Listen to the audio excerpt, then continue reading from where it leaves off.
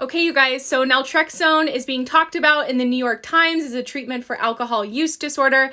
I'm going to dive into a few aspects of that article here. Stick around till the end. All right, here's the article. It just came out in the New York Times today, February 14th, 2023.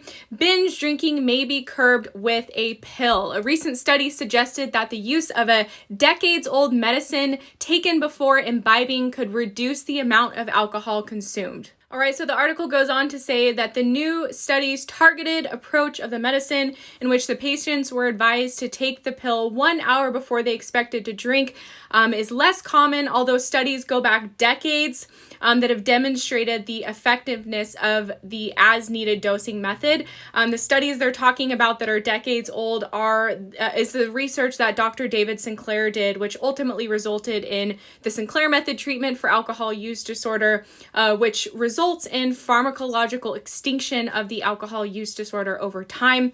And when people get to that place, they can either drink moderately and with control following the protocol, or others like myself end up going alcohol-free simply because they lose interest in drinking. So as far as the results go for this study, it says by the end of the 12-week study, those given naltrexone reported binging less frequently and consuming less alcohol than those who had been given the placebo, a change that lasted for up to 6 months.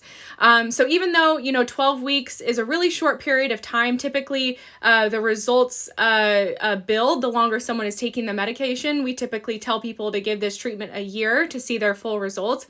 It's really promising to see that within the 12-week period, the study demonstrated that people can see a pretty significant change in their drinking by starting on the medicine. And like it says here, they were binging less often. What we see with our members as well is they'll report fewer cravings, and they'll have alcohol-free days with much greater ease as well.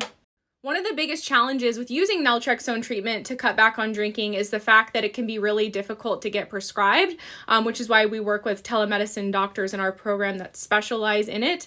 But a doctor they interviewed, Dr. Katie Wickowitz, explains it a bit here, where she says 2 months ago, she was supervising a patient she thought would benefit from naltrexone, but she said that the patient's primary care doctor mistakenly believed that prescribing the medication required additional training in addiction medicine and refused to write the prescription. So that is one of the reasons people will go to their doctor and ask for it. And it's a 50-50 chance from what I've seen, their doctor may or may not be willing to prescribe it.